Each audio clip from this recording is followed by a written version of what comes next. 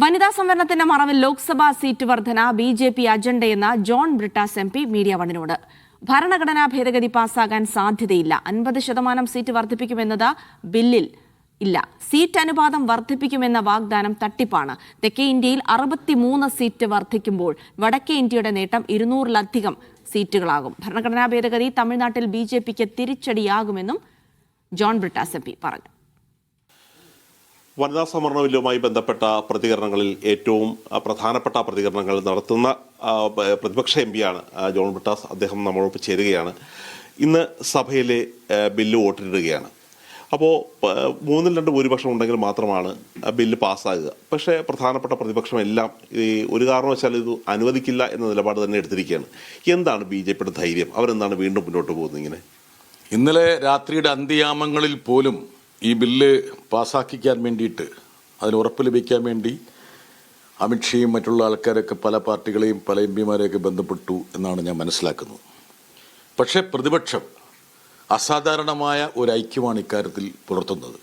സാധാരണ വനിതാ സംവരണത്തിൻ്റെ കാര്യത്തിൽ ഒരുപാട് അനൈക്യം പ്രതിപക്ഷ നിരയിൽ പണ്ടുണ്ടായിരുന്നു. പക്ഷെ ഇപ്പോൾ ഇവരുടെ ലക്ഷ്യമെന്ന് പറയുന്നത് വനിതാ സംവരണമല്ല, മറിച്ച് സമഗ്രാധിപത്യമാണ് എന്നുള്ളൊരു തിരിച്ചറിവിലേക്ക് ഉത്തരേന്ത്യയിലെ പ്രതിപക്ഷ കക്ഷികൾ പോലും എത്തിച്ചേർന്നു എന്നുള്ളതാണ് ഏറ്റവും പ്രധാനപ്പെട്ട ഒരു ഘടകം. അതുകൊണ്ട് ഞങ്ങളുടെ കണക്കുകൂട്ടൽ പ്രകാരം ഈ ഭരണഘടനാ ഭേദഗതി പാസ്സാകാനുള്ള മതിയായ അംഗസംഖ്യ ബി.ജെ.പിക്ക് കിട്ടില്ല എന്ന് തന്നെയാണ്. പക്ഷേ ഈ പറഞ്ഞ പോലെ ഈ വാങ്ങൽ ശേഷി വളരെ നന്നായിട്ടുള്ള ഒരു പാർട്ടിയാണ് ബി.ജെ.പി. ഗവൺമെൻറ്റുകളെപ്പോലും എം.എൽ.എമാരെ വാങ്ങി ഉണ്ടാക്കുന്നൊരു പാർട്ടിയാണ്. അതുകൊണ്ട് അവസാനം വോട്ടെടുപ്പ് കഴിയുന്നത് വരെ സ്വാഭാവികമായിട്ടും ഇതിനെക്കുറിച്ച് വലിയൊരു പ്രവചനത്തിന് ഞാനില്ലെങ്കിൽ പോലും ഞങ്ങളുടെ കണക്കുകൂട്ടൽ, ഞങ്ങളുടെ വിശ്വാസം അതാണ്. ഇന്നലെ പ്രധാനമന്ത്രിയുടെ പ്രസംഗം അദ്ദേഹം വൈകാരികമായിട്ടാണ് സംസാരിച്ചത്. ഭാരതത്തിലെ സ്ത്രീകൾ അവരുടെ അവകാശങ്ങൾ ചവിട്ടിമതിക്കുന്നവർക്ക് അവരെ ശിക്ഷിക്കുന്ന ഒരു നിലപാടായിരിക്കും ഉണ്ടാകുന്നതെന്ന് പറയുമ്പോൾ അമിത്ഷാ പറയുന്നു, അദ്ദേഹം കണക്കുകൾ നിരത്തിയാണ് പറയുന്നത്, സ്ത്രീകളുടെ അധികാരത്തിലെത്തുന്നവരുടെ എണ്ണം കുറവാണ്. പ്രത്യേകിച്ച് കേരളത്തിലൊന്നും ഇനി വലിയ പ്രശ്നങ്ങൾ ഉണ്ടാകാൻ പോകുന്നില്ല. കാര്യം 50% സീറ്റ് വർദ്ധിക്കുകയാണ് എന്നുള്ളൊരു കാര്യം.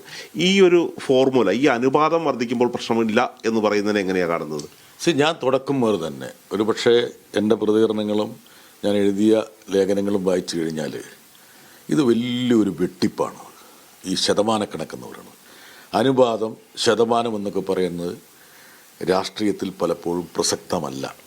ഈ അനുപാതപ്രകാരം എല്ലാ സംസ്ഥാനങ്ങൾക്കും 50% വർധനമുണ്ട് എങ്കിൽ അതിനെന്താ പ്രസക്തിയിരിക്കണേ? ദക്ഷിണേന്ത്യക്ക് 63 സീറ്റിൻ്റെ വർധന ഉണ്ടാവും, ഉത്തരേന്ത്യക്ക് 200 സീറ്റിൻ്റെ വർധന ഉണ്ടാവും. അപ്പോൾ ആരാണോ ഈ എന്താ പറയുക മിഡ്വേ, ഈ പാതി ദൂരം പിന്നിടുന്നത്, അവരല്ലേ ഗവൺമെൻറ് രൂപീകരിക്കുന്നത്. അപ്പോൾ നിങ്ങളുടെ 63-ഉം അവരുടെ 200-ഉം കൂടി വരുമ്പോൾ അവിടെ ആർക്കാണ് മേൽക്കോയ്മ ഉണ്ടാകുന്നത്? അപ്പോൾ നമുക്ക് അനുവാദം കിട്ടും, ശതമാനം കിട്ടും, അതിൽ വേണം നമുക്ക് സന്തോഷിക്കാം, അഭിനമിക്കാം. പക്ഷേ എക്കാലത്തും ഈ രാജ്യത്തിൻ്റെ കടിഞ്ഞാൺ അധികാരം ഈ ഉത്തരേന്ത്യയിലെ 3-4 സംസ്ഥാനങ്ങളുടെ നിയന്ത്രണമുള്ള ബി.ജെ.പിയുടെ കയ്യിലായിരിക്കും. മണ്ഡല പുനർനിർണയവുമായി ബന്ധപ്പെട്ട സർക്കാരിന്റെ കണക്കുകളെ ചോദ്യം ചെയ്യുകയാണ് ജോൺ ബ്രിട്ടാസ് എം പി.